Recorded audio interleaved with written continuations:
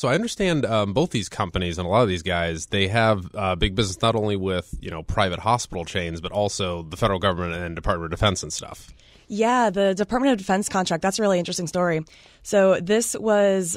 Not a small customer, obviously. Yeah, on the heels of a 2012 story where the VA made headlines because... Oh my gosh, that. Do you remember that? Yeah. So for those that aren't familiar with the story, basically the Veterans Benefits Administration office building in North Carolina nearly collapsed under the weight of all of its paper files. They still had computers from the 1980s or something. Yeah, I mean, it was, according to these reports, one floor had just totally overflowed, and you had stacks and stacks of paper going up to the cabinets and then you're talking down about physical onto boxes. files. Yeah. Oh my gosh. Yeah, you have actual paper files, and there is such a backlog just like for people waiting to get more information, and they just weren't online at all.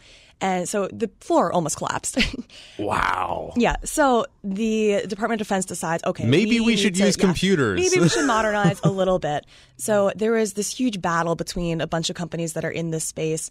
And it ultimately ended up being that Cerner, and also this is a combination of Cerner and Leidos and Accenture, they beat out a partnership between Epic and IBM. And they also beat out a couple of other competitors to win this $11 billion contract, which interestingly, it was initially anticipated to be $11 billion, but was whittled down to $9 billion, which is the effective competition right there. Right.